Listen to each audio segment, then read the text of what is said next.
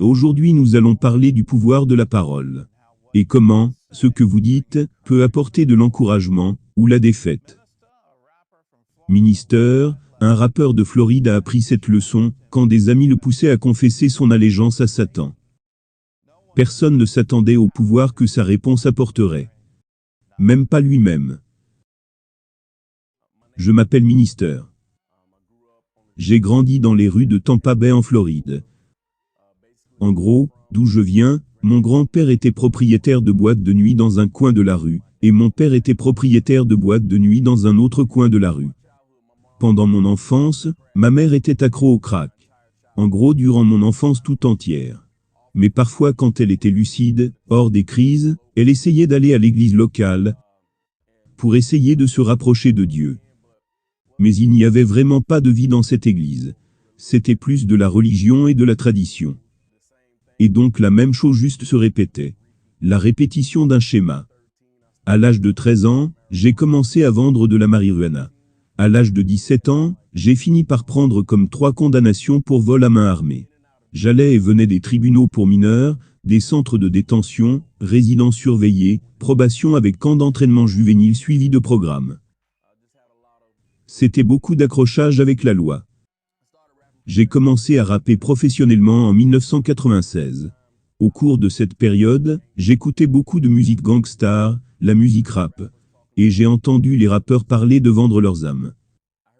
J'ai entendu cet individu dire comment lui et le diable se parlaient, et que le diable lui proposait de vendre son âme, en échange de la fortune et de la gloire. J'ai eu mon premier contrat d'enregistrement en 97. Mon colocataire vendait du crack, et je fumais de l'herbe du lever au coucher du soleil, alcoolique à cette époque, consommais de l'ecstasy. Concernant les drogues, j'étais juste accro. C'était un style de vie de fêtard, en gros 24 heures sur 24, 7 jours sur 7.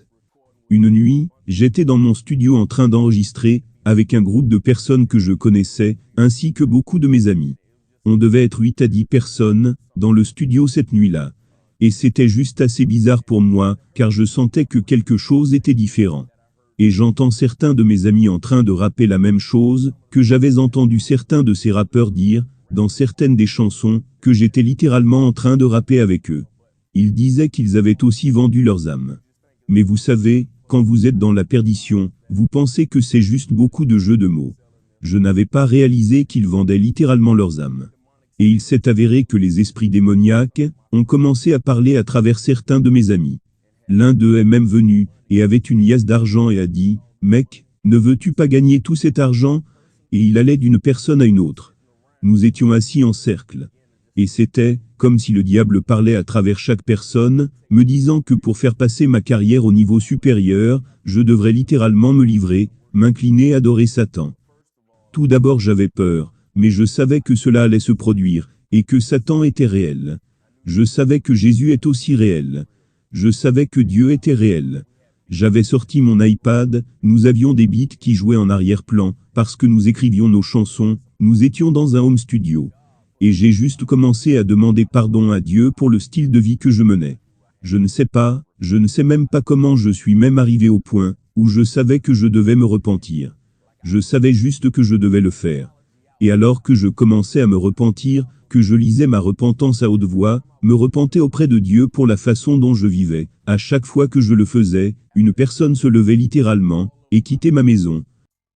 Jusqu'à ce que mon rap les fit tous sortir de ma maison. J'avais un pistolet à canoncier, que je gardais sous mon matelas. Je suis allé le prendre pour me suicider, parce que je ne voyais pas d'autre porte de sortie. Mais j'ai entendu une voix me dire, « Tu dois te rendre dans la maison de ta mère maintenant. » Jusqu'à ce jour, je pense que c'était probablement la voix d'un ange. Mais je suis allé. Ma mère était comme en feu pour Dieu à cette époque. Et quand je suis entré, elle a vu le pistolet, et j'ai commencé à lui dire ce qui se passait, et ce que je vivais. Et elle a dit, « Mon garçon, tu ferais mieux de prier. » Et elle est allée dans sa chambre, elle a sorti la Bible, et elle l'a ouverte au psaume 23. Tout ce que j'ai pu voir, c'est, « Le Seigneur est mon berger, je ne manquerai de rien. » Je suis allé dans ma propre chambre, ma mère m'a demandé de m'agenouiller, et de tout mon cœur, je me suis repenti et demandé à Jésus d'être mon Seigneur et mon Sauveur. Au cours des 7 jours qui ont suivi, j'ai continué à entendre comme des voix démoniaques. En fait, la voix de mes amis qui continuaient à me proposer de vendre mon âme. Mais je n'y faisais pas attention. Je continuais à me tenir sur le psaume 23. Le Seigneur est mon berger, je ne manquerai de rien. Et je m'y suis tenu, et jusqu'au dernier jour des 7 jours, j'étais complètement délivré. Une des toutes premières écritures de la Bible qui m'a vraiment sauté aux yeux, c'est Proverbe 18 verset 21. La mort et la vie sont au pouvoir de la langue. Quiconque l'aime, en mangera les fruits. J'ai donc commencé à réaliser la profondeur de ce que non seulement, je me faisais à moi-même par les choses, que je confessais, et bien sûr, que je vivais, mais aussi la profondeur des choses, que j'amenais sur les autres, par la musique que je créais. En ce qui concerne la musique, j'y étais à fond. Mais comme je commençais à chercher Dieu, à connaître la parole, et à prier, il a commencé à se révéler à moi. Et il a également commencé à me révéler à moi-même, en Christ. Il m'a dit, si tu vas pour moi, tu seras mon écho sur la terre. Alors quoi que je te dise, tu vas juste le prêcher sur les toits. À l'époque, je rappais sous le nom de Sinister. Et il vint et me dit, change le S, et mets M, pour moi. La parole de Dieu ne passera jamais, et ça marche. Je veux dire, sa parole marche, et son œuvre m'a changé. Et je sais qu'elle change d'autres personnes. Donc je m'en tiens au script,